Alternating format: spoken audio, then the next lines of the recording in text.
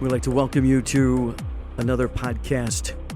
Greg Angelo with you, Raised on Real Estate, the RORE platform. Great to be here. Hope you're all doing well. It is a Thursday, May 26th, just a little bit before the Memorial Weekend coming up. We hope you all are doing great. We sent out that little audio on Facebook this morning, that little video this morning. Talk to you about what is going on and who is coming into the house.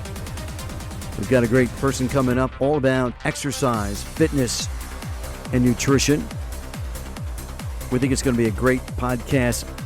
But before we get into all of that, we want to let you all know that we got a couple of podcasts that we just did with Brock Zivan on teaming, to team or not to team. So we hope that you check that all out. And please subscribe to our YouTube channel, Raised on Real Estate on YouTube. Hit the subscribe button. We really appreciate it. And also hit on the other ones. We've got it on Spotify, iHeartRadio, and all of those as well. Appreciate you. We're going to bring in our guests in just a bit. Here we are back on Raised on Real Estate. Thank you all for being here again. And we do have our guest with us. Sort of like not really in the house. She's at some location. I don't know if she's in her studio or maybe she's in a bunker somewhere. I'm not really sure. But Kathy Laucius, I'd like to welcome you to Raised on Real Estate. Nice for you to be here. Welcome.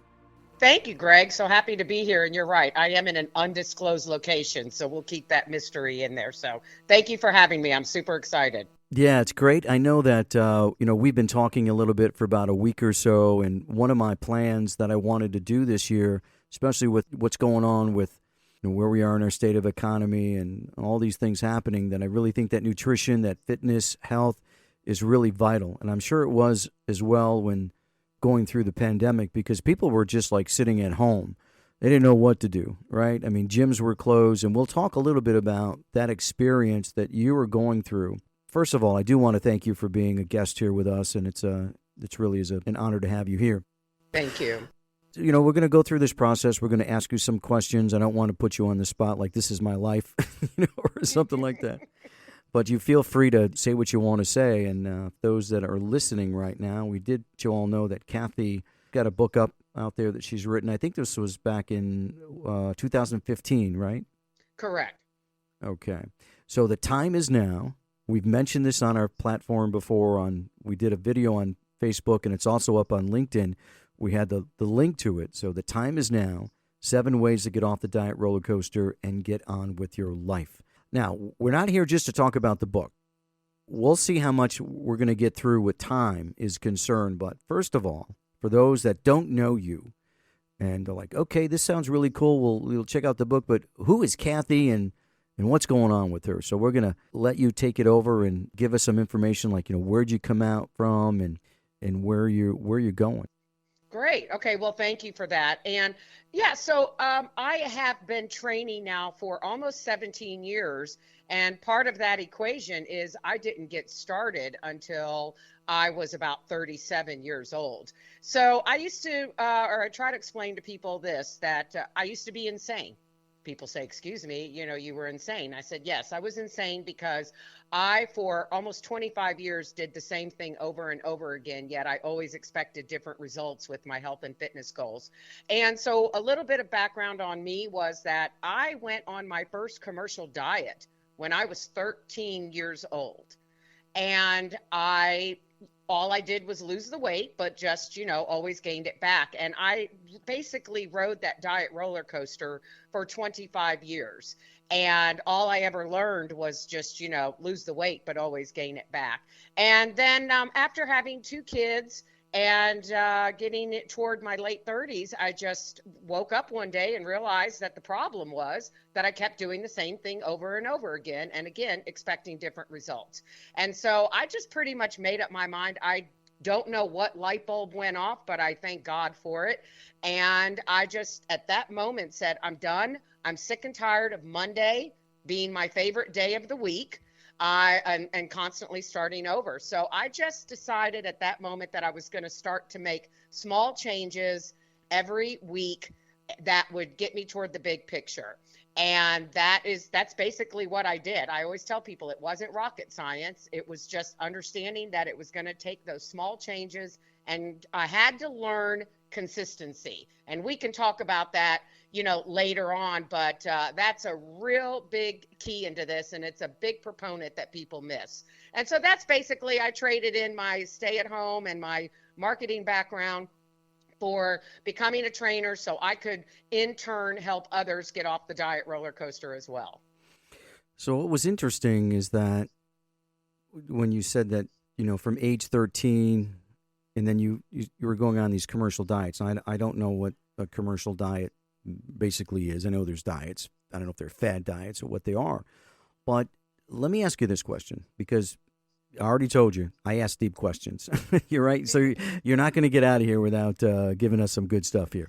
Works for me. All right. So there had to be something really going on with you in your life, either from, I don't know what it is. I mean, we can just speak freely here. If it's a, image issue, or, there must have been some pain that was going on with you that made you have this new attitude or change, or going into this new process. Because we know that for people to grow, even in our business, right? You're self-employed, I'm self-employed.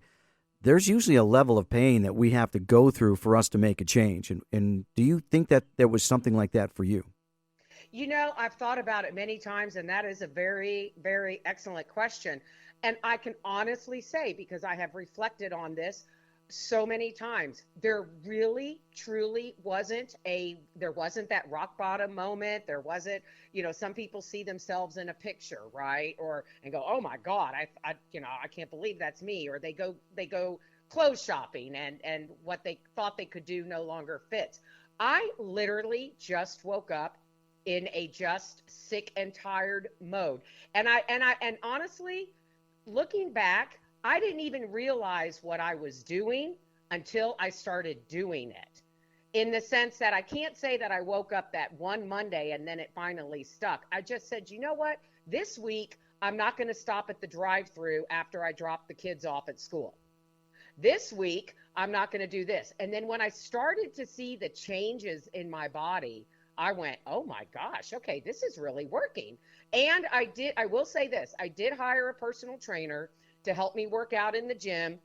And that was now, as I am a personal trainer and work with clients all over the country, that's the one thing I tell people. I am not your genie in a bottle, and you are going to have to do the behind the scenes work. And I write about that in the book, that I hired a personal trainer to help me, understand the gym and learn my body, and resistance training, which again, a whole nother subject. Very, very important in the fitness equation. But I then had a new problem, Greg. I thought I could out-train a bad diet. So therefore, I had to get super serious about my nutrition if I was ever going to see long-lasting results. And so that went hand in hand. But, it didn't happen. It's not like everything fell into place, that first moment. I slowly but surely realized that the small changes I was making were definitely adding up.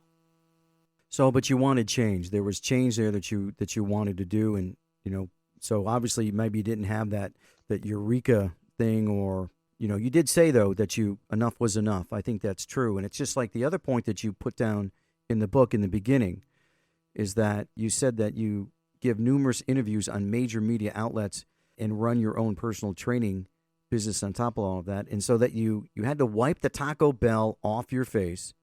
Mm-hmm. And then you smoked your last cigarette for the day. Now, was that it? Was that like a cold turkey? You were done with that? No, actually, again, I had smoked for almost 20 years. So I had already quit smoking prior to getting into more fitness. I ran my first 5K. I ran my first 5K, Greg, and went home and smoked a cigarette in my garage. Okay. Okay, so that's pretty sad, but again, if we're going to be blunt, that's exactly that's how I was rolling. I mean, it was crazy. Trying to kick nicotine is not easy. I mean, I smoked for probably close to 35 years at least. It was when I was turned 40. I said, "It's enough." Yeah, and honestly, when I kicked it, it was more of a vanity thing. I thought, ooh, I don't want to be looking in the mirror 20 years from now and have those nasty, ugly lines. And, it was more vanity, I have to say, than health. But whatever gets you off the couch and whatever, gets you to the finish line is that's all that matters. But yeah, so I still to this day, when I think back, and so much time has passed since I made those decisions, but if you would have told me now, even 20 years ago, that I would be where I am now, and that I would, and all of these things would have come into place, I wouldn't have believed you for a New York minute. So that's good. This is really a good introduction. But what I want to do just a little bit before we get into more of the meat and potatoes of some of the questions about diet, nutrition, and exercise. So now you've moved on to this new phase. Now you've got a new Kathy going on with you now, and you started getting into competition, right? So let's talk a little bit about that. What was that like? And I think that you told me that you're originally out of Houston, Texas. So let's have that little bit of a conversation. Sure. So I had been training for a couple of years, and I really don't know. Again, it's one of those things where I'm not really sure where the idea came into my head. I was researching and on a ton of different fitness sites, and I came across the whole competition sector of fitness, and I thought, okay, that's interesting, and I really sort of put it in the back of my mind. And then I had a friend who knew somebody who knew a coach in Houston, very well-known guy, and I was told, oh, if you're going to do this, you need to hook up with this guy. This guy trains all the best. And I said, well, that's the only card I need. I want his card. And so he and I started working together, and he changed my life. Absolutely changed my life. And what I didn't realize is that I was just so thirsty for that next challenge. I had gotten myself into shape. I did run a half marathon. Everybody said, oh, you're going to get the bug to run a full marathon. That never happened, but I couldn't run to the mailbox prior to losing weight. So I was done. But the challenge with the competition was a whole new thing. And yeah, I ended up competing. What started out as just a bucket list item, I ended up actually winning a national qualifier show out of Austin, and competed at the NPC Nationals in July of 2010, and I was 42 at the time. And so while I didn't think I would go on to get my pro card or anything like that, I had proved more than I needed to for myself. And so I stepped off stage and never looked back. But it was a glorious time. And it was, again, if you would have told me 20 years ago that this was even possible, I wouldn't have believed you. So looking at your book, because you do post photos in your book, and for those who are going to get the book, and we're going to talk a little bit about that before the end of the program, you've got a before and after picture right before into your introduction, and you talk about a transformation. I mean, wow. I mean, that is really, you go from before, and it's like, now it's almost like a sculpture of art, right? And so you said that you were competing in figure competition, which is different than bodybuilding. So what's the difference? So the figure competition, the figure competitors are what they call a smaller version of the bodybuilders. You still have to have the symmetry. What I mean by the shoulders, you have to have the smaller waist. Everything has to be symmetrical, but you're just a smaller version. And I do, for your listeners, want to impart this with 100% honesty. I never took one drug other than a Centrum vitamin. I never did anything. I was all natural. And the reason I really want to hit home on that is that body that you see in that picture was sculpted seriously by healthy food, 1 hour of resistance training, 5 times a week, along with the necessary cardio I needed to do, especially the closer you get to when you get on stage. It was all food. It was all resistance training. It was all my necessary cardio, and nothing but a Centrum vitamin. I don't have the competition police in here, so that's good. Yeah, but you'd be surprised, and I think I anticipate that question because I've been asked, oh my God, what were you on? I said, oh, I don't know, a multivitamin? I mean, what are you talking about? I wasn't on anything. And that was another reason why I did step away from the competition circuit, because first of all, I lived in a bubble for 3 years. It was a challenge. I did it. I was more than proud of myself. I was 42 years old, and I wasn't willing to to do anything to alter my body just so I could move forward. So I stepped away. And, but again, I cannot just impart what good old fashioned resistance training and good old food in your body, how much you can change your body composition. Yeah, that's good. That's a good segue now, talking about nutrition. We're going to talk about that now because I'm sure your eating habits had to change and the type of food that you were taking in had to change as well.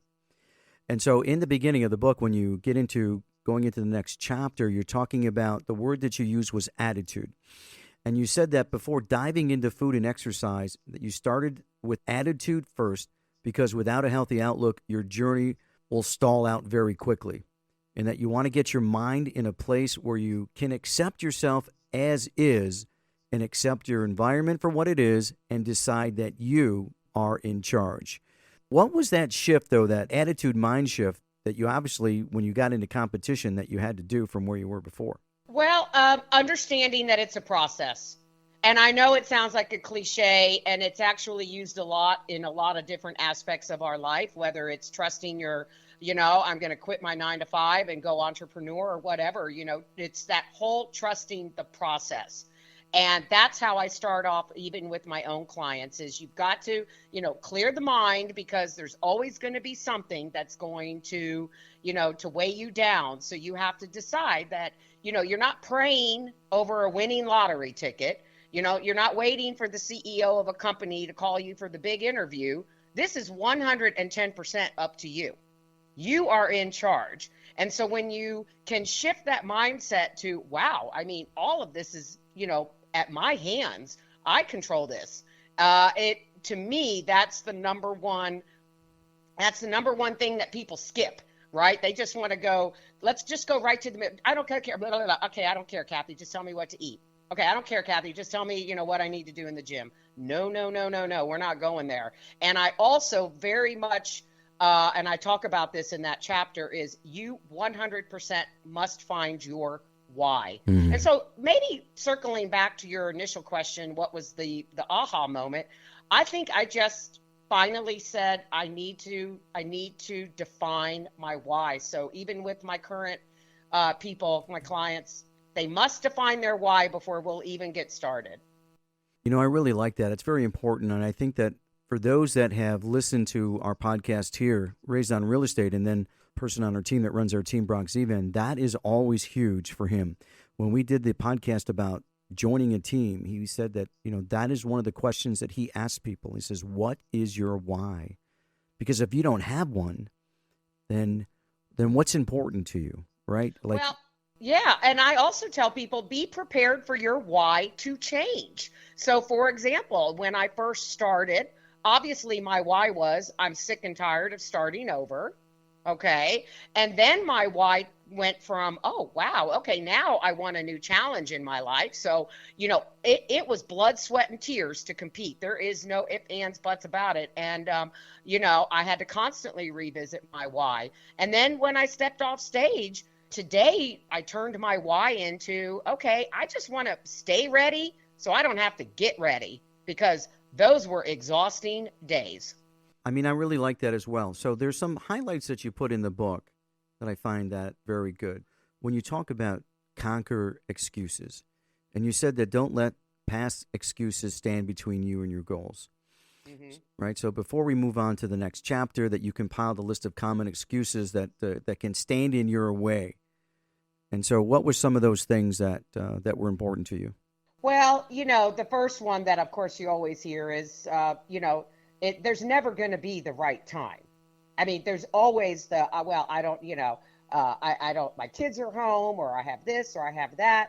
And so that's basically that's where I even came up with my own business name, The Time Is Now, because I didn't get started until I was 37, 38 years old. And so if I had thought that, my time was over, I would have never seen the fruits of my labor. So that's one of the common excuses, that it's just not the right time. I hear the whole, I don't even think the scariest one is people feeling selfish with their time. They're worried that they're going to be taking away from their family or their career. And I said, oh my gosh, it is not selfish to take care of you. If you're not taking care of you, who is?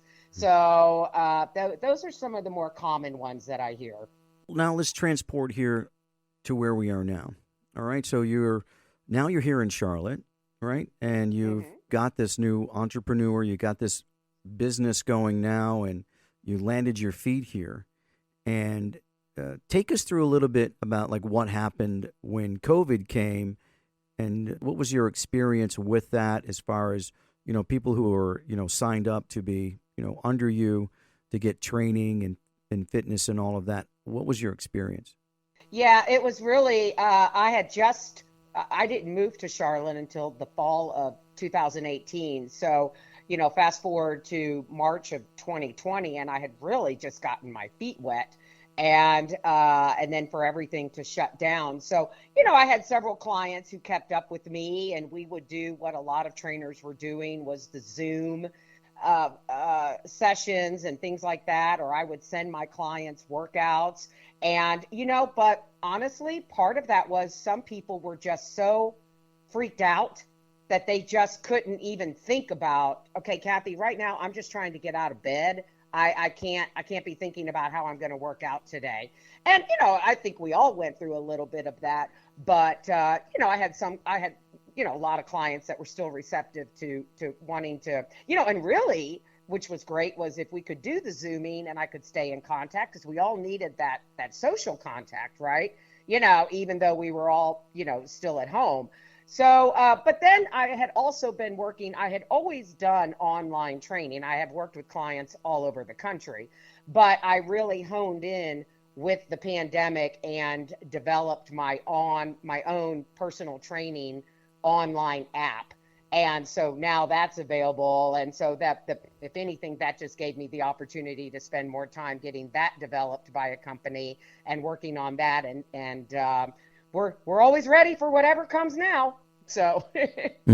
So did you lose some members during that time? I did. Yes, we did. And even when we reopened, which we were able to reopen sooner than some of the other facilities, because we had wellness people. We have a chiropractor, we have a physical therapist, we have a masseuse. And so we sort of fell under a different umbrella. But, there were people who had zero desire.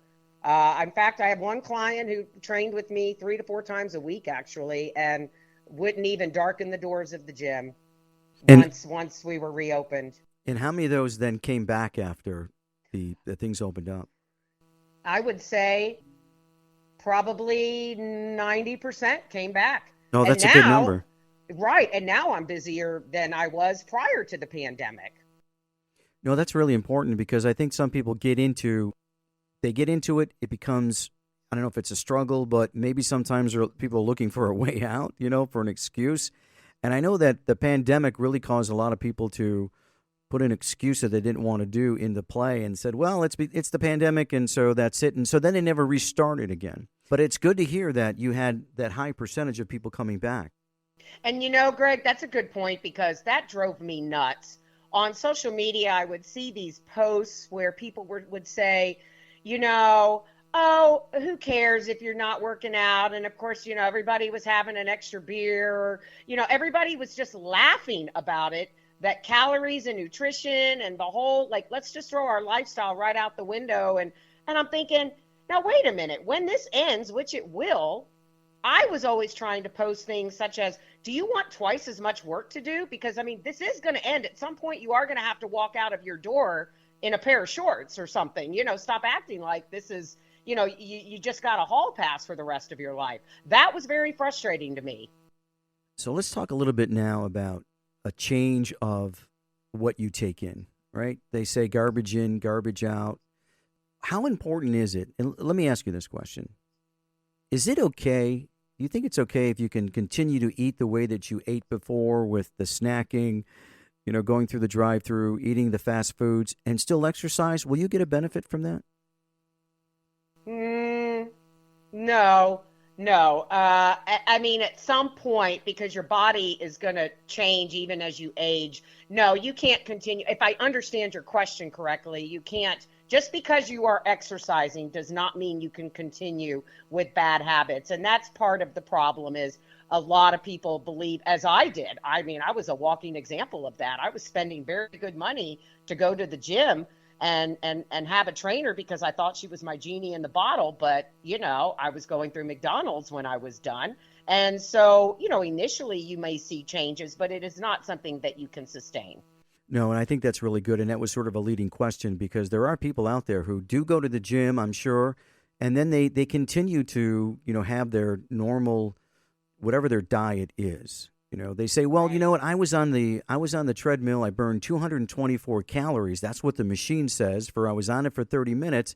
So I'm going to go home and I'm going to eat, maybe half a bag of chips, and that's only about 180 calories. So I win on that one. Oh, yeah. And I always tell people, listen, I'd be out of a job if everybody knew how to eat right. Okay? Because the real work, while you are building muscle in the gym and you're getting all of the obvious benefits of your workout, but if you're not doing that other work, I tell people, look, unless you have a Swiss bank account, you're maybe with me twice a week.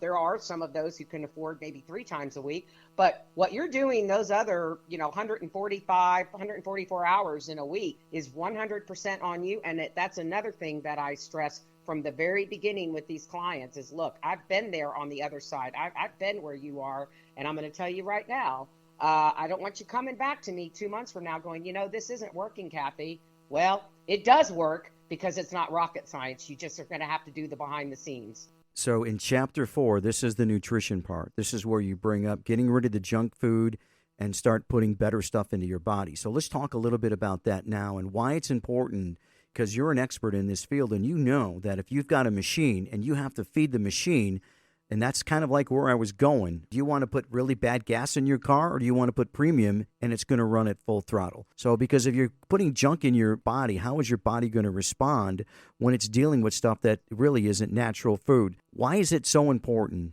to change your diet and to put in very healthy things into your body, which is your machine? Right. Well, I mean, just, the forefront of the just getting your essential vitamins and minerals and what whole food does for your body as opposed to, let me put it to you this way. I say, you know what? Your body knows how to process an apple. Your body does not know how to process a 100-calorie goldfish snack bag, right? When you think about all the ingredients that go into making some of the foods that you put into your body, that should be just completely gross you out.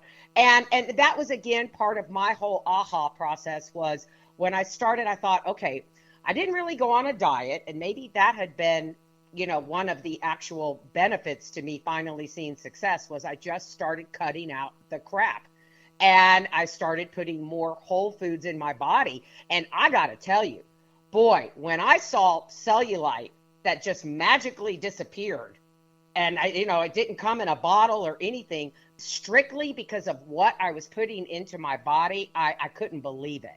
I absolutely couldn't believe the results that I was seeing from clean, whole foods as opposed to, a Whopper or Chick-fil-A or whatever, 5 Diet Cokes a day, all of those things. I couldn't believe it. Yeah, that's one of the things that you said in that chapter is that you talked about eating clean, and you said that within 3 months that you lost 10 pounds of pure grossness.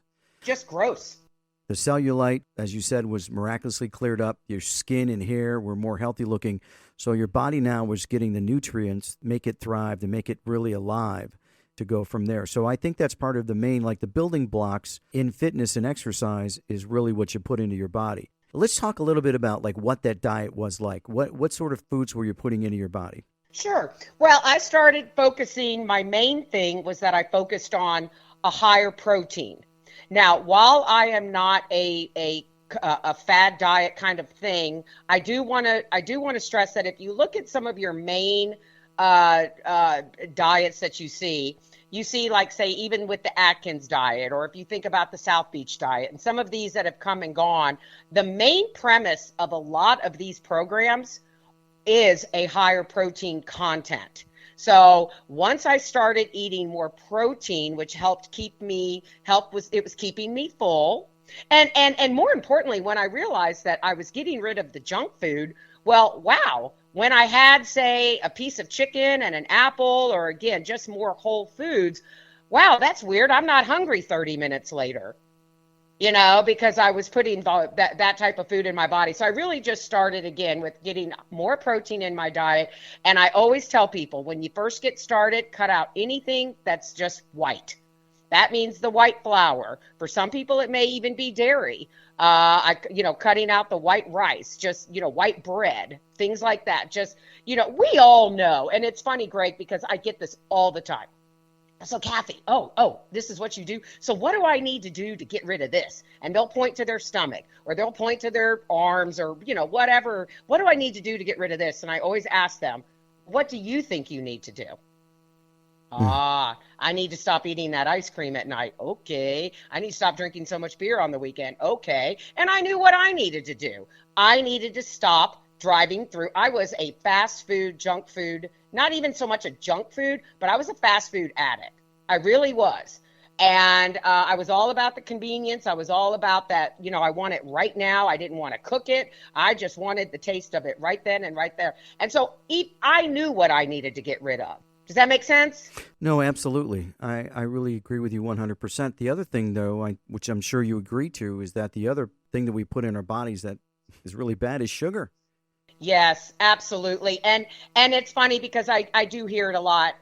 I'm Kathy, I'm addicted to sugar. I said, I crave sugar. I said, no, you feed your body sugar, so therefore your body craves it. And if you can, work on, and I always say, it's not that you have to give it up completely. Even last night after dinner, I thought, I need a little something. So I always keep some dark chocolate in the refrigerator. There's not a Hershey's milk chocolate bar in the refrigerator. There's just, I snap a piece of dark chocolate off and I'm good to go. So, always knowing that there is a replacement for that, whether it's a texture thing, it's a salt thing, it's a sugar thing, there are viable options out there. And then we also know, too, that if we talk about like this country, right, like what's the health of this country? And we know that, obesity is a huge impact in our country and for for diabetes and all the other things that complicate the body. And then the other thing is I wanted to ask you is, and if you agree with me or not, but it's almost like a training thing for children, like for parents. The easy thing is just to go and get the frozen nuggets, and it's a convenience because people are very busy with their lives, but it's very open, to get one of those pre-made meals and those frozen meals. But aren't we really training people how to eat bad? Oh, absolutely. And when I talk with my clients again, about what we do behind the scenes, and I'm a big advocate of just, you got to get rid of the junk in the house. If it's not there, I can promise you, if it's not there, unless you're just, you want to drive to the store and pick up a bag of Doritos, I promise you won't do it. And, but I keep this stuff around the house for the kids. Oh, that kills me because I've said, your kids don't need this junk either. And so we are training a generation by generation, and the more convenient that things get, the more disposable that things get, the worse it gets. And that's really important too, because there's that saying that says out of sight, out of mind, right? If it's not there, then you're not going to go to it. Right. And so what sort of things if you're going to open up your refrigerator, and I don't know what yours looks like, but people who want to get healthy and start changing their diet, if you open up your refrigerator, what does it look like? Well, that's a great question because my refrigerator right now has a ton of Tupperware. And what I mean by that is I prep my food. I prep my food ahead of time. I'm not even through competition. I never got as good as some people could, where they could just prep their food for a whole week. I don't even I actually sort of enjoy the process. And so I do it about twice a week. There is a Tupperware right now of chicken all sliced up and ready to go. There's a Tupperware of some Jennie-O 99% lean ground turkey, again, ready to go. I have some green beans. I have some sweet potato. I keep bagged salads. And then there's a lot of different protein that just my husband and I will eat at night. I mean, I think tonight I'm going to do some shrimp, which, by the way, I have a very good tip for people. And one of the biggest things that, and I write about this in the book too, is that, we can go through a healthy day, but if you don't know what you're having for dinner tonight, that can blow your whole plan. So I tell my clients when they are planning out their food and what they need to do to make that shift is you start with what you're going to have for dinner and you work your way backwards. Because the lack of a plan at dinner time is where it can take a whole day's worth of effort. Oh, but I didn't go out to lunch with my coworkers today. And you know what? And if you're feeling food deprived, even if it's psychological, by 3 or 4 o'clock, if you don't know what you're having for dinner, I can guarantee you're going to fall off the wagon. You're going to do takeout. You're going to order out. You're going to make a bad decision. You talk about the calorie count in the book. And so you had a chart. And you listed, you had 2 top categories. One is crap, and the other one is food. So let's talk about those. Carbonated drinks. Refined sugar. Artificial sweeteners and colors. Mm-hmm. And processed foods. But Right. then you transpose those to the other side. Then you have food, which is real stuff, right? So that's basically what you're saying. It's what's not real versus what is. So you've got fruits and vegetables, organic lean proteins, omega-3 fatty acids, and drink water. Lots of water, exactly. And I will tell you that I don't have anything wrong or necessarily a Diet Coke a day. That's not going to kill your goals. There's a whole lot of smack talk about, what's in the diet soda as opposed to the regular soda. And even since that book was written, I can tell you I've learned a lot. And a Diet Coke a day is absolutely not going to kill your goals. So I don't want to get it to be that cut red tape. But and I believe in my heart, that we all truly know what is a whole food and what isn't. We know a bag of Doritos, is not whole food, right? We know that by, reading the ingredients that maybe a whole grain sprouted bread is going to be better for you than a piece of Wonder white bread. I would like to think that most of us know, again, what we are putting in our body and what is causing us to not be able to make that shift. The other thing that you talked about in the book, as far as when you're counting calories and you're looking for, like, you want to see your results. And one thing that you said was, instead of looking at the scale, right? A lot of people get on the scale, and some of them get on it like every day. You're looking at more about your clothes, right? How your clothes fit you as more of a benchmark than the scale. Yeah, your scale can change. The scary thing is that your scale can change as a matter of up to 5 pounds in one day for whatever reason. It could even be of course, with females, we have more things that we have to navigate, but even as a male, if you're suffering from allergies, it could change the scale. So I am a big believer in the beginning, I encourage my clients to take their scale weight and then do their best to stay off of it, at least once a week. Don't get on the scale on a Monday. If you know that you had a less than perfect weekend, it's just gonna mess with your mind. So I'm a big believer that if you're gonna weigh yourself, get on the scale on a Friday when if you've put the effort in all week. That's at least your average weight. But more importantly, take some measurements of your body. Get that one piece. Maybe get those pair of jeans or something that haven't been able to get into, and put that outfit on or put that on every 2 weeks. You will be amazed. And the other thing that I want to reiterate is for even men and women, the most important measurement is your waist measurement, because if you measure your waist and your waist measurement continues to go down, and even if the scale doesn't move, that is so precious, because that means that you're losing body fat, but you're not losing muscle mass, and you need the muscle mass on your body. And so that's an excellent way to track your progress. The other thing that you just said I thought was important when you talked about allergies. And I'm sure there's people who don't even know that they have food allergies. And I don't know if you experienced it, because when you started seeing better results with your skin tone, your hair, all of those things, the other food, when you talked about the fast food, how important is it? I mean, let me ask you this question.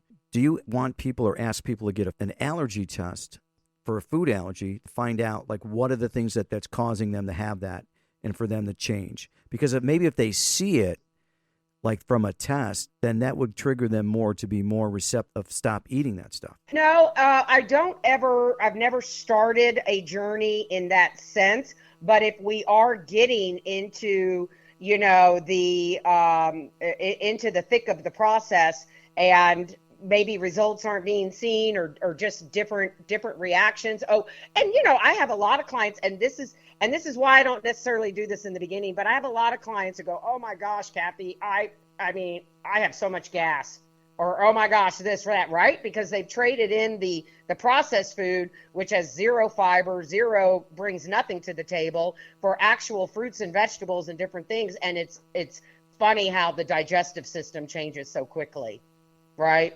Mm-hmm. Exactly.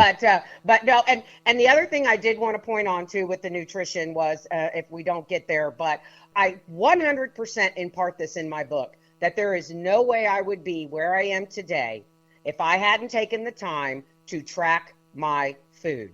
That is absolute numero uno. And this was even before the apps came out. I had to look this stuff up in books, right? The little calorie counters you get at the grocery store when you check out, over there by the magazines. And I was constantly looking things up. And I go, oh my gosh, that low sodium V8, that I have, that I drink a gallon of a week. Whoa, so much sugar, things like that. You must track your food if you want to see where you're going. And any client that works with me, even though I'm not a nutritionist, I've been there, done that. I know enough to help the client. And any client that works with me for weight loss, they must do that important step, or I can't help them. So you're asking them to sort of like keep a journal of what they have and what they consume?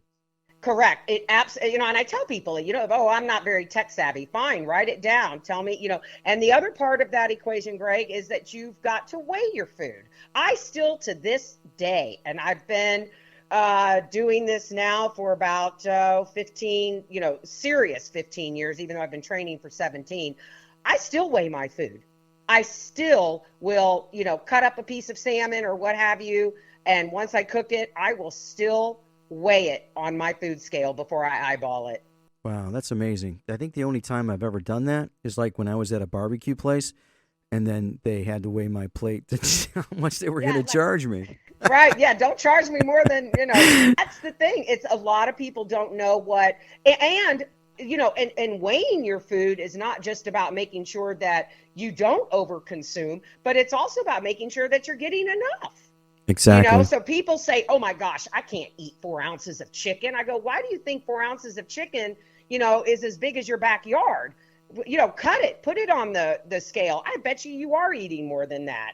And I'm probably asking you to cut it down. Mm-hmm. Right. So it's the eyeballing it is just, what? There's so many things that you can do to just get started. But if you really want to take it and you really want those long-term results and you don't want to start over again in a month, track your food, weigh your food, portion it out, make sure that you're doing what you think you're doing. There's so many questions I want to ask you. I really do. There's a lot of things. I know chapter 4, you talk about nutrition. There's other things I want to talk to you about when food prices are so high. We talked about this before. People usually go to the frozen food. They go to the dollar stores sell food. They do. Obviously, it's cheap. You can probably get 20 bags of food for $20 versus, because the price of meat right now, that, right? You go to the grocery store and it's what is it? Like average is like $18 a pound. So you look at it from your pocketbook. What do you tell people that are, I don't know the ones that are coming into your, under you for, for the exercise and all of that, but if you have that conversation with them, what do you kind of tell them that would be good advice? Well, it's interesting because I find, Greg, a lot of people who think that it's expensive to eat. And first of all, I will answer your question as far as what those options are. But, it's funny because a lot of times I find that these people are spending $6 on a latte every morning. Okay. That's a good Or point. they're going out to lunch every day, or they're not planning out their dinners with their family at night. So, how many dollars go out the window based on takeout and order out? And I mean, obviously, those prices have skyrocketed. The restaurants and everybody's got to cover their costs.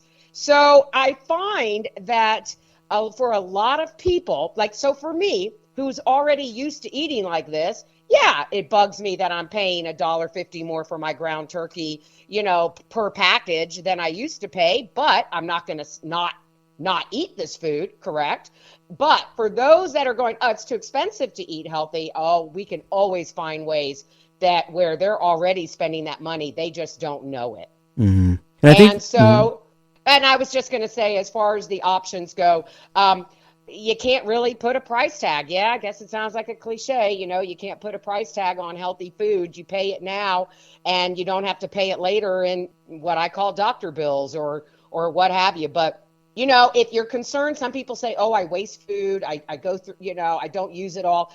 Frozen vegetables are completely fine if you cannot buy fresh. They are completely fine to keep on hand and make sure that you consume them. And even if you have some frozen fruit, that is perfectly fine too. You just want to stay away from the canned goods. That's very important, because if you look at it from what you lay out in the book in chapter 4, when you talk about the nutrition and when you're talking about the bad food. And so we already know that body, obviously, with sugar, it burns faster. It doesn't store it like fat does, because you say that you eat fat to lose weight. But the other point is, for those that are listening, if you're taking notes, you will tend to find that if you're eating all of these carbohydrated foods, the snacks, you can go to the dollar store, things like that, you're going to be hungry more, and you're going to eat more of that kind of stuff, because your body is like, you got to keep putting it in. And it's not satisfying to your body from nutrition. So I even know, when I had to stop snacking myself. My biggest problem was part of my eating habit. I never really ate junk food. Well, I can't say that. I was not a fast food eater. I never liked it. The McDonald's, the Taco Bells, those sort of thing. Maybe when I was 15, 16, 17 years old, but I never really felt good. I never did. So I stopped doing that. And so even though I worked in restaurants for a number of years and I was going to school and going to college, my biggest problem when I gained weight was I used to eat like after 8 o'clock. It was like I had this thing go off that I started getting hungry, and I used to eat till like 10 before I go to bed. And Sure. and then it's like I never got full. I never really got full. And I know there's a lot of late night snackers, but I think the point is that if you look at it from what you were just saying, you're going to keep going after like the bags of food and all of those processed foods, and you're going to want more of it. And you're going to end up paying more money because you're going to have to buy more of it versus going after the healthy food that is going to satisfy you. Do you agree with that? Yes, and I got to tell you, when I started, my journey and got rid of the processed food, prior to that, I thought there was something wrong with me. I mean, I thought I was truly a human vacuum cleaner for food. Why can't I ever get full? I didn't understand the relationship between the type of food that I was putting in my body and my appetite. And the correlation never even crossed my mind. And so when I started cutting that out and putting in more food, I was like, oh my God. I mean, I don't even know if I can eat this much food in a day. Right. When you have, say, 1,500 calories of good food, and absolutely, you're just a human vacuum cleaner when you're eating that processed food. And there's nothing wrong with you as to why you're hungry 30 minutes later going, gosh, why don't I have willpower? Why can't I make it to the next meal? It's not your fault. It's the food. That's really important. I really like that. So here's what we're going to do. For time-wise, I want people to, absorb like nutrition as much as they can for this podcast. So I think this is maybe a good stop to sort of like put all this together. We're going to give people some information on how they can find out more about you. Got a website out there, and you've got the book that we talked about, and we're going to have all that information up on the platform that we use. All of those that are in my podcast, RORE community know Buzzsprout is my host company, but obviously when we put it out there, the other ones. But here's a couple things. Well, first of all, I want to ask, would you love to come back to to Raise on Real Estate. Absolutely, Greg. If you'll put up with me, I could talk about this all day long. So yes, let's Okay. do it. That's great. I appreciate that, because there's other things I want to talk to you about, the struggles that people go through when they go through weight training and dieting, and the motivation that they can tend to lose, like in maybe like 7 days, 14 days when they start seeing results. So that's part of that I want to talk to you about, because we know that people can get extremely motivated and then all of a sudden things just fall off. And I mentioned this over the weekend. There was a point that I brought up that basically said, look, you can have a gym membership. You can pay for a gym membership. That doesn't mean that just by having the membership that you're going to see results. You actually have to do it, because we know that many people start up on a membership. They get into it, and then even they go through, maybe they have a trainer, maybe for 2 weeks. And then after that, they're nowhere to be found. I want to talk a little bit more about, like, what do you do to try to instill on the people that you train, how to get them motivated to keep coming back and for them to see the results, because we know it takes time. It doesn't happen overnight, right? Oh yeah, and I got to tell you, that is a whole nother subject matter, and I've got an answer for you. So absolutely. Okay, so everyone that's listening, we're going to be getting back to that part right there. If people want to get a hold of you, you're more than welcome to, send out all your information, what your website is, where you're located, and how they can contact you. Sure, yeah. So my website is thetimeiснowfitness.com. My book is The Time Is Now, 7 Ways to Get Off the Diet Roller Coaster and Get On With Your Life. And that is available either on Amazon by hardback or for download. You can download it off of Apple. You can download it off of Barnes & Noble if you still carry a Nook. And so it's not a hard copy in a bookstore, but it is available for download. And yeah, so I am in the Charlotte area. I train out of Metro Fitness Club over on Selwyn Avenue. And I do, again, if somebody wants to train, but they're not sure that they can commit to the in-person, or maybe they're not as local. Again, I have my training app where that's available for download by invitation. So just give me a shout. There's a contact form on my website, and I'll definitely respond. So are you taking on new clients now? Yes, definitely. And, there's certain days and times that are already spoken for, but I never say never. So never hesitate to reach out. We can always make something happen. Sort of the demographic between men and women. Does it matter to you? No, in my 17 years, I've trained both men and women. I mean, most of my clients have been women, whether they've just been, fellow moms, things like that. I would say that out of, probably 70% of my client base is female. But that's just the way, you'll have males who will tend to gravitate toward a male trainer. But no, I've trained plenty of males, and I take the challenge on too. And I got to tell you, I have a couple of guys that I train now, and I really have the utmost respect for them, because they didn't walk in all macho, and they trust me and they trust my process. And I have one guy who I've been training since pretty much the day I landed in Charlotte, and twice a week, and he trusts the process, and I give him a lot of respect for that. That's awesome. That's great. We're going to put the brakes on this one, and we're going to come back with Kathy at another time, and we're going to talk more about nutrition. We're going to talk more about the sort of like the resilience of how to keep going when so many things in our lives can pull us away from exercise and what's important to us. And well, Kathy, we appreciate you for being here on Raise on Real Estate. It's just been an honor having you here, and I hope you enjoyed your time with us. Yes, thank you so much. I'm looking forward to the next time. So we'll have all of this information up on the platform for you when we get all of this one wrapped up. We'll hopefully it'll be up there either within the next day or so. And the other thing is are you offering any sort of deals with our Raised on Real Estate listeners for getting your book at all? Well, I tell you what, if someone contacts me on my website and sends me a quick contact form, I can definitely get them the book at a discounted rate. Well, that's great. That's awesome. So as Kathy just said, if you mention you heard it from Raise on Real Estate, then Kathy will go ahead and take care of you with that. So really appreciate it. All right. So for everybody out there, we hope you enjoyed this podcast. We got more of this stuff coming up, and we hope it maybe turns into a regular series because it is important to keep this sort of information in front of us. So for everybody out there that's been listening, we thank you. For all of our community and those that actually are outside the United States in all the different continents, we thank you for being part of our Raised on Real Estate community. For Greg Angelo, this is Raised on Real Estate. I want you all to be safe. Take care. We'll talk to you soon.